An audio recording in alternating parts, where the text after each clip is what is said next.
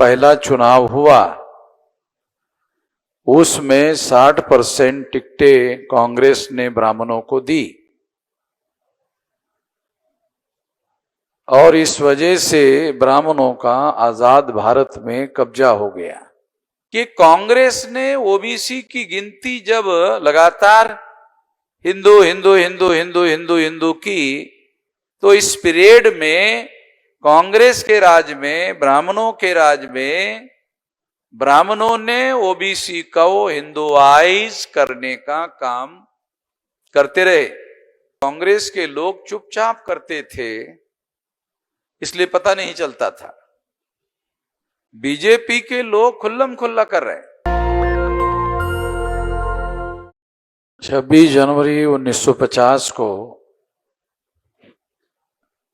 देश में संविधान लागू हो गया और संविधान के अनुसार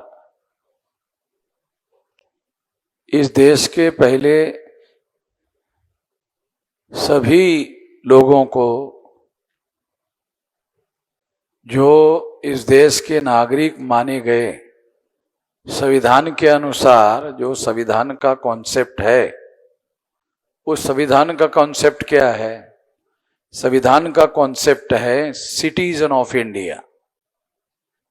अगर आप संविधान पढ़ो तो आपको पता चलेगा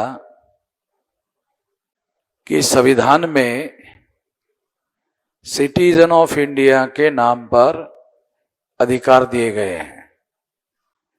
तो ये जो सिटीजन ऑफ इंडिया है भारत में, उन लोगों को जब ये अधिकार दिए गए तो अधिकार देने की वजह से ये जागृति देश के अंदर आई कि जिस देश में जिनकी संख्या ज्यादा है उन लोगों को संख्या के अनुपात में अधिकार क्यों नहीं है।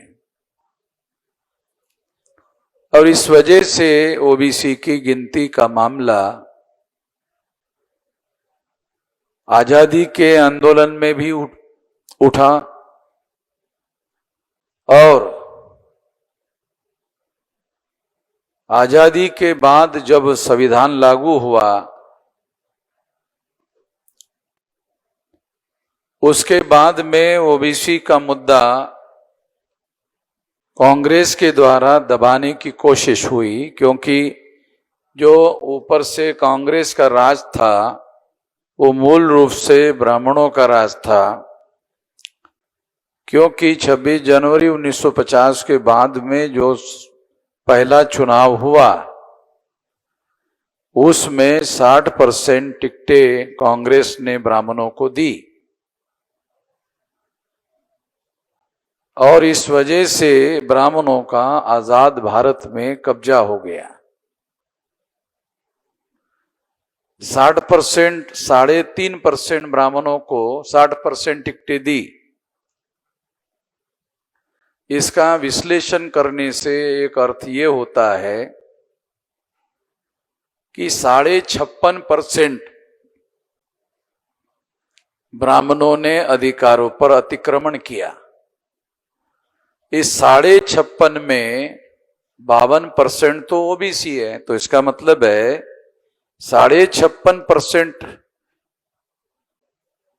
टिकटें जो कांग्रेस ने ब्राह्मणों को दी, तो इसमें ओबीसी के लोगों की ही टिकटें ब्राह्मणों को दी गई। वो कांग्रेस ने ओबीसी के तो टिकट दिए नहीं।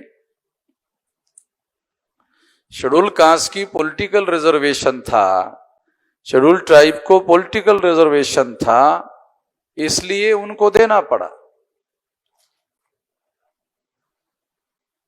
तो एक तरफ तो कांग्रेस के लोगों ने ओबीसी की जाति आधारित गिनती नहीं की, ये एक बात है। यही बात आप लोगों के सामने बार बार आती रहती है, मगर यही बात सच नहीं है। सच क्या है?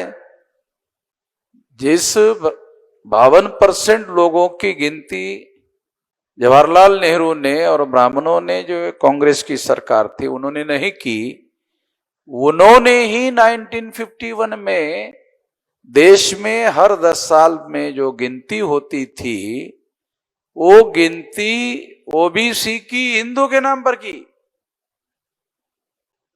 हमारे लोग एक ही बात उठाते रहते हैं कि 52% लोगों की गिनती नहीं की, गिनती नहीं की, गिनती नहीं की। बात सही है मगर आधा सच है।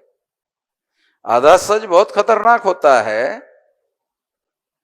तो मैं आप लोगों को पूरा सच बता रहा हूं कि दूसरा आधा सच ये है कि कांग्रेस जो ब्राह्मणों का राज था, उन्होंने ओबीसी की जाति आधारित गिनती नहीं की, मगर ओबीसी की हिंदू के नाम पर गिनती की।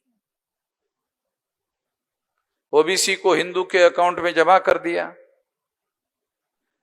अगर हिंदू को हिंदू धर्म माना जाए तो हिंदू धर्म का ठेकेदार ब्राह्मण है, तो ब्राह्मण के अकाउंट में 60% ब्राह्मण ओबीसी के लोग, 52% लोगों के जो वोट है वो ब्राह्मण के अकाउंट में जमा कर दिए गए, ओबीसी का जीरो हो गया।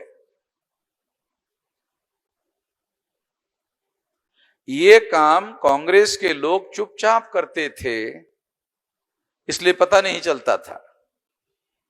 बीजेपी के लोग खुल्लम खुल्ला कर रहे हैं। खुल्लम खुल्ला करने की हिम्मत उनको क्यों हुई? खुल्लम खुल्ला करने की हिम्मत इसलिए हुई कि कांग्रेस ने ओबीसी की गिनती जब लगातार हिंदू हिंदू हिंदू हिंदू हिंदू हिंदू की, तो इस पीरियड में कांग्रेस के राज में, ब्राह्मणों के राज में, ब्राह्मणों ने ओबीसी को हिंदुआइज करने का काम करते रहे। जब ब्राह्मणों ने ओबीसी को हिंदुआइज किया, तो ओबीसी को पता भी नहीं चला कि वो कब ब्राह्मण धर्म को मानने वाले हो गए। ब्राह्मण धर्म को कब मानने वाले हो गए, और ब्राह्मण धर्म को ब्राह्मण धर्म के नाम पर नहीं मान रहे, ब्राह्मण धर्म को हिंदू धर्म के नाम पर मान रहे। जब मैंने कुछ दिन पहले ये वीडियो बनाया, अरे ये धर्म का ओरिजिनल नाम ब्राह्मण धर्म है, हिंदू धर्म नहीं है। ये तो पिछड़े वर्ग के लोगों को गधा बनाने के लिए हिंदू कह रहे, ताकि छुपकर इनको हिंदू कहकर इनका इस्तेमाल किया जा सके। अगर संविधान में हर 21 साल के व्यक्ति को और बाद में 18 साल के व्यक्ति को वोट का अधिकार नहीं दिया होता, तो ब्राह्मण इनको हिंदू भी नहीं कहते, ब्राह्मण इनको शूद्र शूद्र शूद्र ही कहते रहते। ये तो संविधान ने एम्पावर किया। ये तो बाबा साहब आंबेडकर को ये बातें समझ में आती थी। बैकवर्ड क्लासेस का डेलीगेशन पंजाबराव देशमुख के नेतृत्व में बाबा साहब आंबेडकर को मिला। तो बाबा साहब आंबेडकर को उन्होंने मांग की कि हम लोगों को संविधान में अधिकार होना चाहिए। तो दूसरे जो लोग थे, पंजाबराव देशमुख तो बहुत जागृत व्यक्ति थे, कुर्मी कुंबी जाति के थे, बैरिस्टर थे।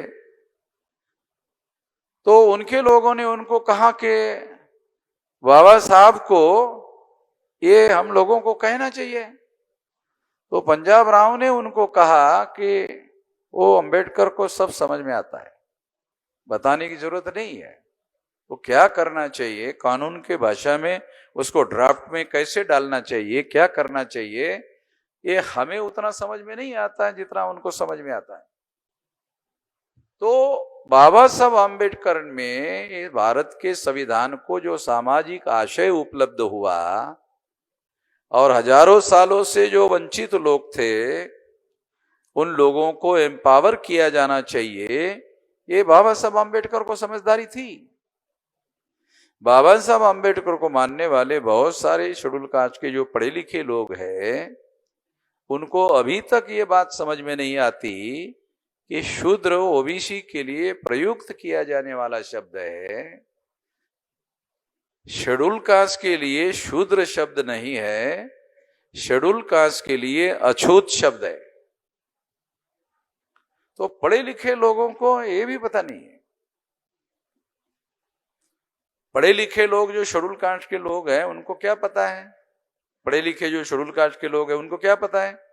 बाबा साहब अम्बेडकर जिंदाबाद, जिंदाबाद, जिंदाबाद, जिंदाबाद, इसके अलावा साला कुछ है ही नहीं पता। बाबा साहब अम्बेडकर का विचारधारा के, उसके आंदोलन की, उसके इतिहास की कोई जानकारी उपलब्ध नहीं है।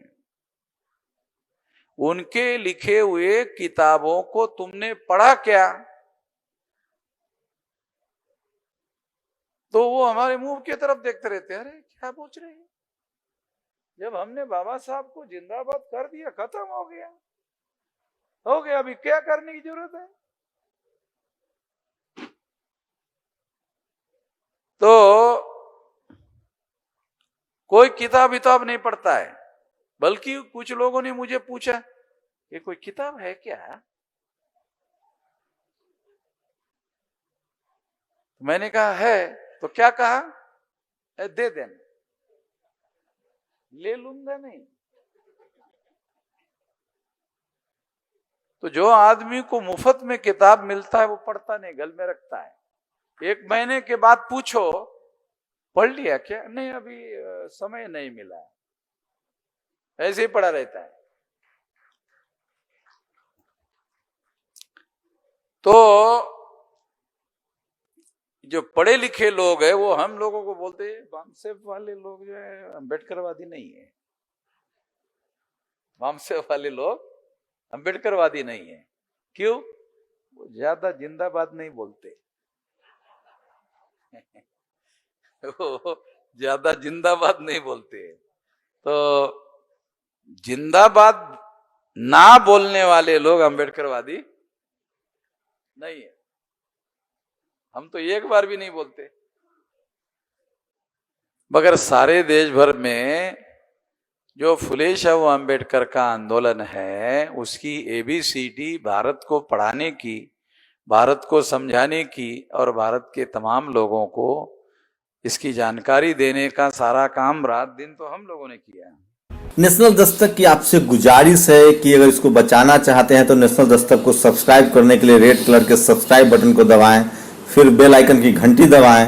नेशनल दस्तक को बचाने के लिए बहुत जरूरी है कि हर खबर को शेयर करें, लाइक करें, कमेंट जरूर करें।